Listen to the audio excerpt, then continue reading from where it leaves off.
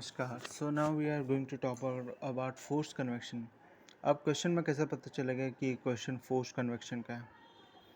सबसे पहले अगर किसी भी पाइप में से वाटर फ्लो होगा या कोई भी फ्लूइड फ्लो होगा तो बिना प्रेशर के फ्लो नहीं होगा। इसका मतलब ये है कि जैसे वाटर फ्लो होता है फ्रिक्शन की वजह से प्रेशर ड्रॉप होगा, तो उस प्रेशर ड्रॉप को मेंटेन करने के लिए हमें पंप लगाना पड़ेगा जो उस प्रेशर ड्रॉप को नेगलेक्ट कर सके, और तब प्रेशर वापस देना पड़ेगा फ्लूइड को फ्लो करवाने के लिए।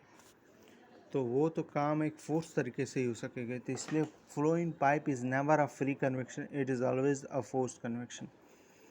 और what is difference between this chapter and the first chapter. हम यहाँ भी देख रहे हैं कि पाइप के अंदर वाटर फ्लो हो रहा है। पहले के अंदर पाइप के अंदर वाटर फ्लो नहीं हो रहा था। पहले थी एक सॉलिड पाइप। क्या थी? पहले हॉलो पाइप का एक भी सवाल नहीं था। हॉलो पाइप थी।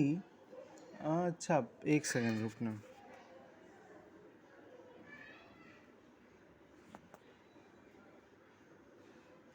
नहीं मैं गलत बोल गया। इस चैप्टर और फर्स्ट चैप्टर में यही फ़र्क है कि चलो फर्स्ट चैप्टर में भी क्या हो रहा था, हॉलो पाइप हो तो उसके अंदर से पानी जा रहा हो तो हम फिर वो निकालते थे कितना टेम्परेचर डिफरेंस आएगा, HAT surface inside minus T water inside, और HAT water outside minus T surface outside, ऐसा करके निकालते थे वो कितना ट्रांसफ़र हो। यस एग्जैक्टली सेम है, but the difference here is H। वहाँ जो हम H लेते थे वो H एवरेज था। यहाँ भी हम वहाँ हमें देते थे क्वेश्चन में, और देते कहाँ से थे? यहीं से, इसी चैप्टर से निकाल कर देते थे उसको। तो फर्स्ट चैप्टर में H की डायरेक्ट वैल्यू दी होती थी, इस चैप्टर में H की डायरेक्ट वैल्यू नहीं दी है। और ये चैप्टर हीट एक्सचेंजर से कैसे अलग है? हीट एक्सचेंजर में भी inlet temperature outlet temperature exactly same condition है। पाइप के अंदर है, पाइप के अंदर से पानी जा रहा है, गर्म पानी, तो क्या होता है सरफेस उसको पानी दे देता है, हाँ हीट दे देता है, तो पानी गर्म होकर बाहर निकल जाता है। पर हीट एक्सचेंजर के अंदर कैसे सवाल आता है? उसके अंदर दो फ्लूइड होते हैं। एक सरफेस, हमें कभी ये नहीं बोला जाता कि सरफेस ने वाटर को पानी दिया, हमें यही दिया जाता कि एक गर्म पानी है और एक दूसरा गर्म पानी जा रहा है। तो हमें सेकंड कंडीशन दी होती कि इस गर्म पानी से अब दूसरे ठंडे पानी को कैसे हीट जाएगी। तो अब पहले देख, शुरुआत में क्या होगा, पहले सरफेस ने वाटर को हीट दी होगी और वाटर दूसरे फ्लूइड को हीट देगा।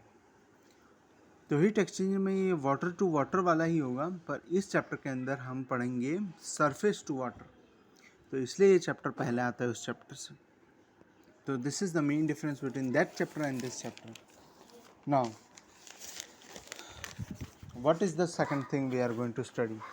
समझ लीजिए किसी भी सरफेस से के ऊपर से हीट जा रही है, सॉरी किसी भी सॉलिड सरफेस के ऊपर से एयर जा रही है, किसी भी सॉलिड सरफेस के ऊपर से एयर जा रही है जिसका टेम्परेचर Ts है और एयर का टेम्परेचर T इन्फिनिटी है। तब क्या होगा, वो नॉन स्लिप कंडीशन की वजह से क्या होगा, ये ऊपर वाली जो जस्ट टच लेयर होगी वो ये किसी वेलोसिटी जा रहा है, तो जस्ट टच लेयर क्या होगी, स्टेशनरी हो जाएगी। सॉलिड से स्टेशनरी हो जाएगा। अगर स्टेशनरी हो जाती है तो कंडक्शन आएगा। तो मतलब इनिशियल स्टेजेस में सरफेस एयर को कैसे कंडक्ट करेगा, कंडक्शन की तरफ से। KF इसका आएगा, एयर का, के फ्लूइड, क्योंकि वो स्टेशनरी मतलब एक सॉलिड की तरह काम करेगी, क्योंकि एयर हो चुकी स्टेशनरी और वो एक सॉलिड की तरह बिहेव करेगी, क्योंकि सॉलिड भी फ्लो नहीं करता, एयर भी फ्लो नहीं कर रहा है। KF है dt/dy at y is equal to 0। ये होगी heat transfer from surface to the heat. यही एग्जैक्टली हीट ट्रांसफ़र होगी इस एयर से दूसरी एयर की लेयर्स को, HA TS माइनस से इन्फिनिटी। अब यहाँ जो H है वो होता है T एवरेज, क्योंकि एरिया है टोटल। अब यहाँ पढ़ेंगे हम लोकल, तो फिर एरिया भी फिर उसी पार्ट का आएगा, और T सरफेस भी उसी पार्ट, T सरफेस तो सेम ही है, चलो T सरफेस तो सेम है। नहीं, हमने केस पढ़ा है T सरफेस भी क्या होता है, वॉल टेम्परेचर चेंज होता रहता है X के साथ साथ, क्योंकि हमें पता है, हमें यही तो निकालना है। जब इसके अंदर से वाटर जाएगा तो इसका जो TS है ये हर जगह चेंज होएगा। यहाँ पे कुछ है टेम्परेचर 20 डिग्री, तो यहाँ जाके कुछ और हो जाता है। यही तो हमें दो केस पढ़ने हैं, एक कांस्टेंट हीट फ्लक्स और एक कांस्टेंट सरफेस टेम्परेचर, ये दो केसेस पढ़ने हैं।